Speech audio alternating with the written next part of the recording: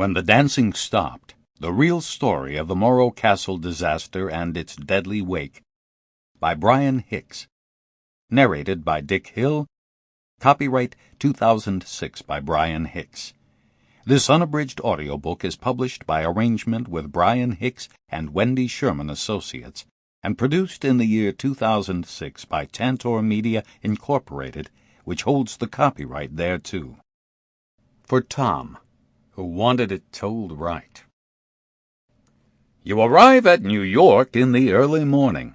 It's more than the end of a week. It's the end of an epoch in your life. You'll date things from the time I went to Havana. A 1930s Wardline brochure. Author's note. This is a work of nonfiction. The quotes used in the narrative come from testimony, interviews, memos, letters, or newspaper accounts. I did not make up dialogue, nor did I put thoughts in anyone's head unless that person told me what they were thinking, revealed it in testimony or interview, or there was another clear basis for it. I have not added to the mountains of misinformation on the Morro Castle. I have been back to Asbury Park several times since this voyage began, and have stood on the beach looking at that empty spot where the grand old cruise ship once sat. It seems there is a hole in the ocean there, and I have walked out on a jetty that almost touches the spot. It was as close to the ship as I could get in person, and this book is as close as I could get on paper. Brian Hicks, Charleston, South Carolina. Prologue. Verdict imminent. September 24th, 1954. After all these years, he could still pack a house. They loitered on the courthouse lawn, a sea of dark suits, narrow ties, and gray fedoras that ebbed and flowed as he was led up to the building. The ones who had given up on a seat inside stood on the sidewalk, leaning against pastel-colored cars and smoking Chesterfields as the golden sky faded to a deep autumnal blue. From there they could at least get the verdict before moving on to their Friday nights. The crowd grew thicker as he approached the imposing stone building. So many people fought for a position on the steps. Straining for a closer look, it was nearly impossible for his huge frame to squeeze through. Jersey City was buzzing, and he felt, once again, like a celebrity. Inside, the Hudson County Courthouse was chaotic, standing room only. They filled the narrow courtroom benches and spilled out into the second-floor lobby, a mass of gawkers silhouetted against the giant murals of angels decorating the rotunda. The roar of their conversations bounced off the marble floors and dark wood-paneled walls, filling his head like so much radio static. The noise stopped only when the gold elevator doors closed behind him. George White Rogers knew almost every person he passed in this voyeuristic crowd. Most of them had come up from Bayonne just to hear the verdict. They were bank tellers, businessmen, a large contingent of police officers, many of them witnesses who had testified against him in the past week. They had no reason to be there, but couldn't stay away, lured by the sensational tales in the Bayonne Times. It seemed the newspaper could barely fill its pages without him. The Times reporter had been there every day, gavel to gavel, desperately scribbling down every detail and publishing it on the paper's front page, titillating headlines alluding to stolen money, messages from the grave, and, worst of all, the death hammer. How they had turned on him. These were his neighbors, people he had known for years, who had come into his shop seeking help, given him medals, held parades in his honor. Not a trace of that former courtesy remained. Now they wouldn't greet him when he walked into court, handcuffed to a police officer, a cigarette dangling from his lip. Most of them, in fact, made a point of looking away when he caught their gaze. Only one, the man with the mangled hand, returned his stare. The significance of the date amused him, although it seemed no one else had noticed. 20 years earlier, to the day, Rogers had played the Rialto Theater on Times Square. On September 24, 1934, the marquee had screamed his name, followed by the most coveted words on Broadway, "Sold out." The audience loved him, lavished him with standing ovations, angled for autographs. Reporters supplied generous reviews. He had enjoyed the attention, and ticket sales did little to dampen his ego. At $1,000 a week during the Depression, a certain cockiness was unavoidable. For a very brief time, it was safe to say, he had been one of the most famous people in the world. 20 years. So much had changed in that time. To anyone who had not seen him since his run on Broadway, Rogers would have been barely recognizable. What was left of his hair had turned gray. Time, or perhaps circumstances, had diminished his paunch ever so slightly. Normally joking at all times, even when it was inappropriate, he was now wooden, stolid. As witnesses made horrible accusations, describing terrible things they believed he had done, Rogers had no reaction. It was as if he didn't care what people said or thought anymore, which wasn't entirely true. Appearances mattered to him intermittently. He dressed nicely, at least in the courtroom, and still lied about his age. Rogers had drifted back to better days often during the trial. It was hard not to conjure images of the past, as many of the witnesses themselves brought it up. He thought back to the Rialto, how the show had ended after just a couple of weeks. Leave them wanting more. Isn't that what they said? So what if he was playing before an Andy Devine movie? He still got more than his share of attention. His name appeared in the papers almost weekly. There was always something else to be said, a reporter with another question. In those days, people would cross the street to speak, come into his radio shop just to gossip. Preachers heralded him in their sermons. It was all so flattering. Once, his hometown newspaper even declared him a historical figure. They called him a hero. In 1934, 20 years before he stood trial for double murder, George Rogers won international fame for saving hundreds of lives in one of the deadliest maritime disasters in American history. Off the coast of New Jersey, a luxury liner returning from a Labor Day cruise to Havana caught fire during a tropical storm just hours after its captain was found dead in his cabin. The ship was incinerated, the passengers tossed into an angry sea. In the chaos of that night, 134 people died. The tragedy shocked a nation suffering through one of the worst years of the Great Depression, and the entire world quickly took notice. Headlines and hearings followed. J. Edgar Hoover involved his Bureau of Investigation. The drama of the public inquiry, broadcast around the nation, was as popular as a serial.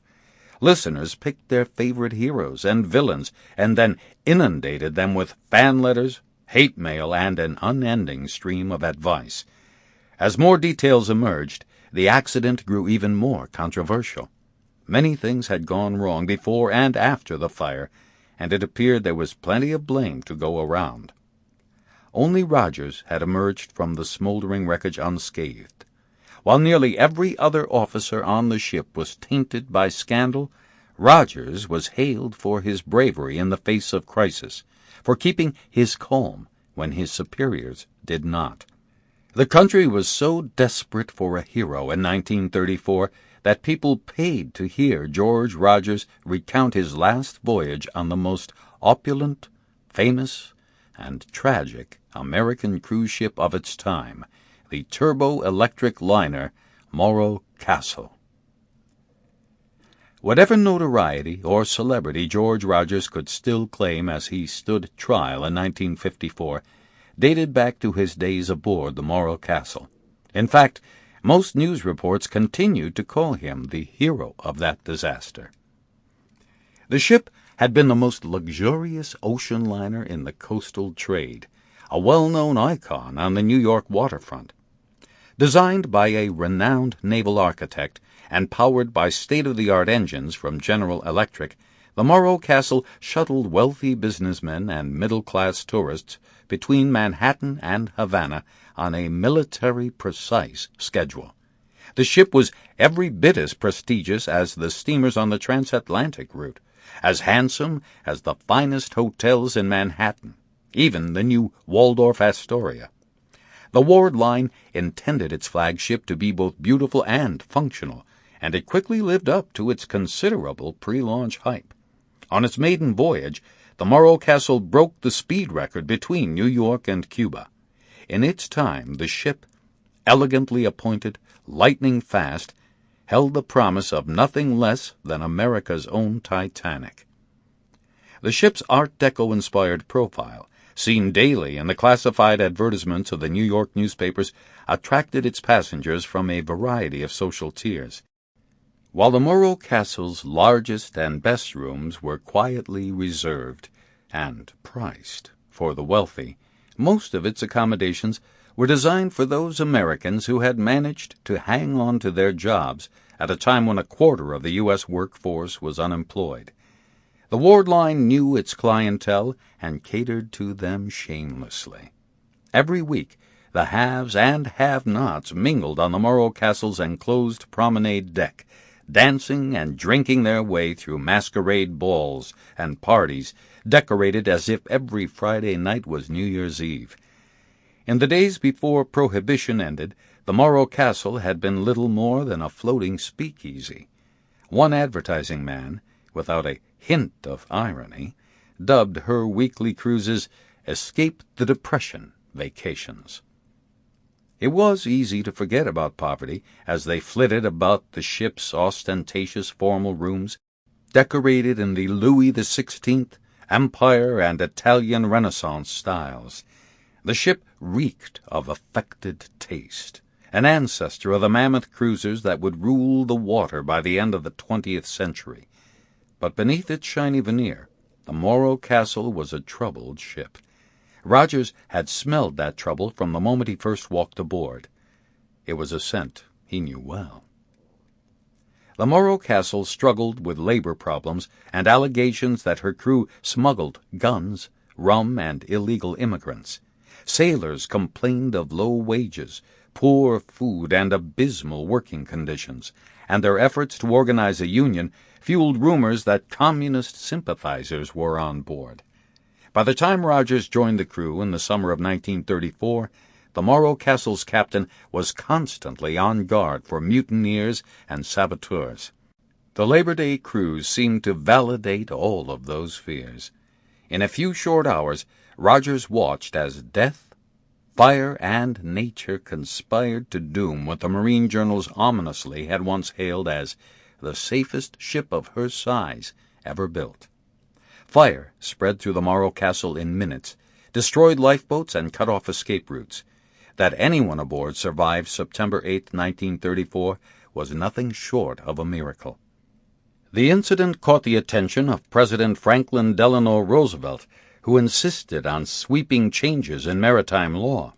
The Bureau of Investigation, urged on by its zealous director, J. Edgar Hoover, tried to prove a communist plot, and then turned its agents on the crew. The fallout ruined the careers of most of the Morro Castle's officers. After an onslaught of hearings, trials, and an inquisition by federal agents, some of the men tried to run from their past. Others simply gave up sailing. The courts doomed the careers of a few. Another attempted suicide. Only Rogers had been acquitted. The judges declared that on the night the Morro Castle was lost, he alone did his duty. Although more than 100 people died within a few hours, hundreds more would have perished if not for the actions of George White Rogers.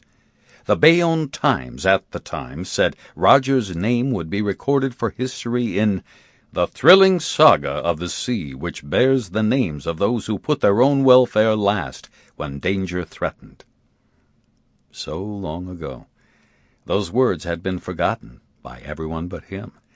For the 2 weeks that his trial had unfolded, George Rogers had not seen that quote among any of the thousands of words the Times devoted to his case every day. The paper rarely failed to reprint a later quote, however, the one in which Rogers was accused of having the mind of a fiend. The evidence they had was proof of nothing, really. Prosecutors had hauled out a bloody hammer, a ragged pair of pants, a scattering of receipts, and some $100 bills. Their case relied on the word of bank tellers and a television repairman. With this scant bit of evidence, the state of New Jersey had charged Rogers with 2 counts of murder. The victims, an old man and his spinster daughter, had been his neighbors, his dear friends, but when they turned up dead, he was arrested the very next day. It was so preposterous, Rogers said, that he would not even put up a defense. Through his attorney, Rogers said all the things the accused are supposed to say, that he put his faith in God, and that justice would prevail. He would never hurt anyone, least of all his friends. The man with the mangled hand had been his friend once. They had worked alongside each other, socialized on the weekends, even rode to the office together all those years ago. But over the course of nearly 2 decades, the man had grown obsessed with Rogers. He was determined to prove that the radio man held a terrible secret, one that went back even farther than the Morro Castle. The chase was mostly in the man's mind. Rogers seemed to not run from anything. In fact, the two saw each other often. It was unavoidable in a town as small as Bayonne. Still, the man didn't consider their encounters to be chance. It appeared that Rogers was taunting him, driving by in his old red pickup, his arm hanging out the window. Sometimes the man even thought Rogers waved. The man kept notebooks on Rogers, interviewed people who had known him before, searched for evidence of a criminal record in other towns. In nearly 20 years, he had compiled notebooks full, like a detective would. He had tried to get the department interested in his case several times, but no one would listen. They accepted his information politely and did nothing. They assumed the man held a grudge for things that could not be undone. They were right, but the man knew that did not make him wrong. He knew George White Rogers was no hero. The man sat through the entire trial, anxious, waiting to hear something. He wasn't sure what. Perhaps a fact that would relate to all that he had collected. If anyone had taken notice of him, the man might have seemed even nervous. But in truth, his only fear was that once again Rogers might get away with it. At 6:45 p.m., word came that a verdict had been reached. The crowd from the hallway flooded the courtroom and stood along the back wall. They leaned forward, struggling to hear with almost cartoonish exaggeration. The scene reminded Rogers of a photograph he had seen from the Leopold and Loeb murder trial, when the famous attorney Clarence Darrow defended 2 young men who had confessed to killing another teenager. Rogers was fascinated by the case and collected every story he could find about the 2 boys. The radio man also thought of the McCarthy hearings underway in Washington. The country had turned on Senator Joseph McCarthy and his red-baiting tactics, just as Rogers felt his own community had turned on him. It was not a good sign that the jury had finished so quickly. Rogers held some small hope that the jurors had been swayed by his unwillingness to put up a defense, a move designed to cast doubt or show complete disdain for the prosecution's case. The judge had helped his cause somewhat, noting that Rogers had pleaded not guilty and was not required to take the stand. Maybe the jury would see it his way. Rogers had any number of reasons to not submit to cross-examination, and it was a decision he did not regret. He felt he had testified enough in his life. In the aftermath of the Morro Castle disaster, he spent countless hours before committees in license revocation hearings and congressional inquiries. He had even faced the brother of J. Edgar Hoover before a national audience. This trial reminded him of those days, sitting at a heavy wooden table in front of a large crowd, reporters recording his every word. Thinking about it only reminded him again how dramatically his fortunes had changed. In those days, he never sat at the defense table. 2 minutes before sunset, at 6:50 p.m., County Judge Paul J. Duffy welcomed the jury back into the courtroom. As the jurors filed in, weary, somber looks on their faces, Rogers showed the only twinge of emotion he had displayed in 2 weeks. He wiped a dab of sweat from his pasty brow. If it revealed anything, it was too late to matter. After a moment of silence, save for the shuffling of people in their seats, Duffy spoke. He had no flair for drama, or if he had, 2 weeks of listening to this case had extinguished it. He did not even address the jurors formally. He simply asked, "Have you reached a verdict?" A matronly but well-dressed woman named Mrs. If stood up in response. She had been selected the jury's foreman, and it was her job to inform the court of the decision. The room grew quiet, but still the audience strained to hear her soft voice. "Yes, we have," she said, looking first toward the defense table where Rogers sat, and then toward the crowd. As if for effect, Mrs. If paused. Part 1. Chapter 1. The Promise of Warmth.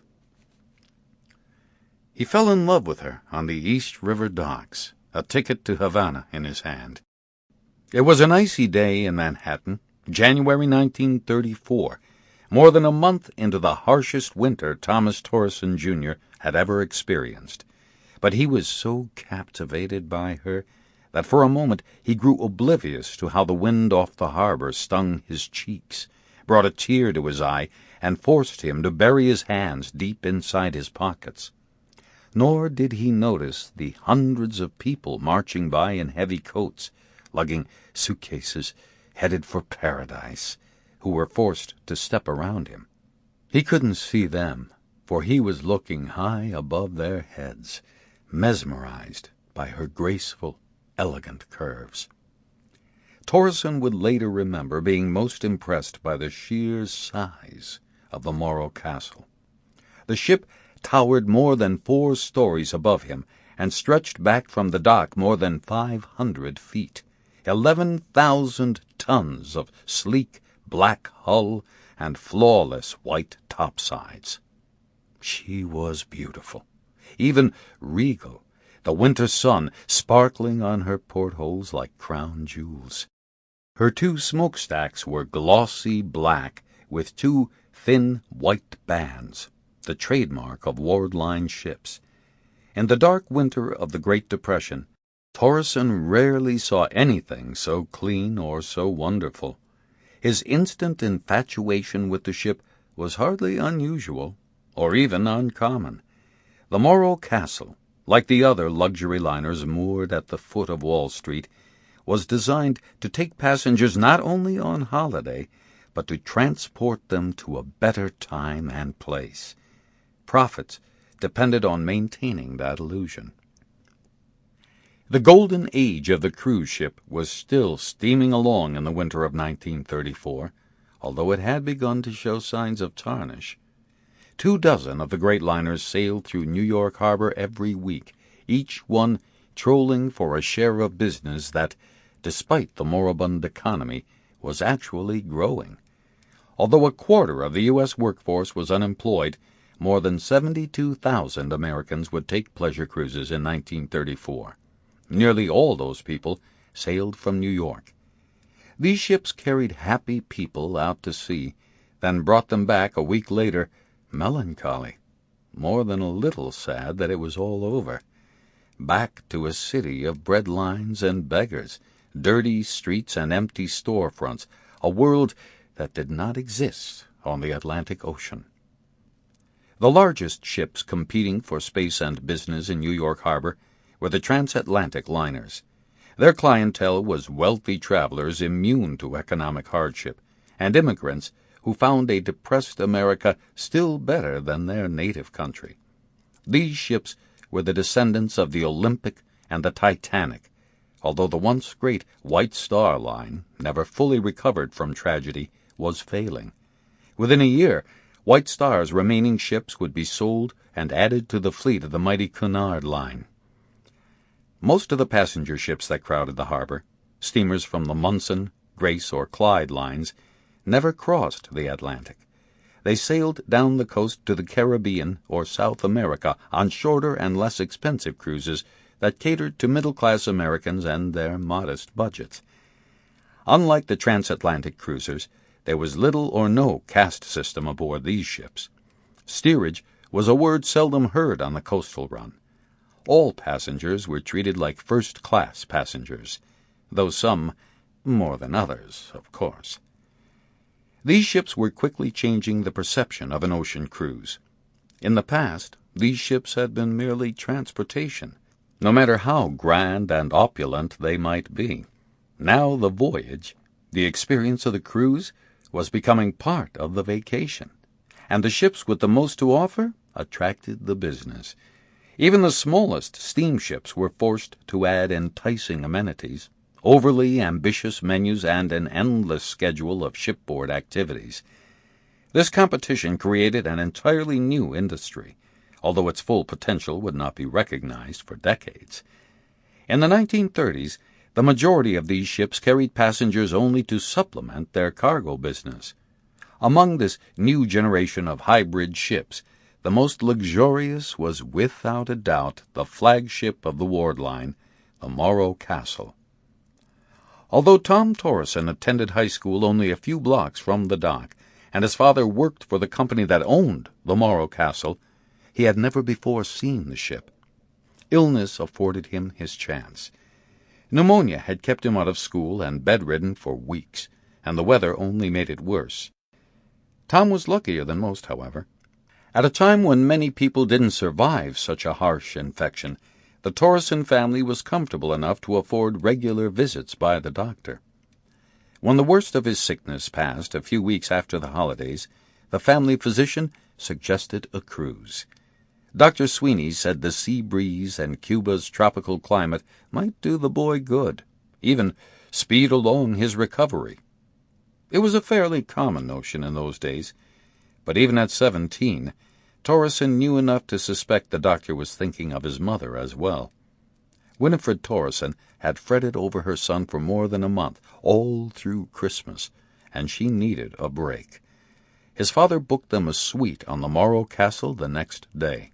It was, quite literally, just what the doctor ordered. Judging from the other passengers, the ship seemed to be the cure for a variety of ailments. As Tom and his mother made their way up the gangplank that Saturday, they passed singles, professionals, secretaries, and retired couples, a typical sampling of the Morro Castle's manifest. Businessmen sailed with the Ward Line often, as it was the most dependable form of transportation between two countries with increasingly common interests. These men filled the exclusive cabins on A deck, suites with expansive views and private baths. Few of the other passengers dreamed so big. Most of them were middle class.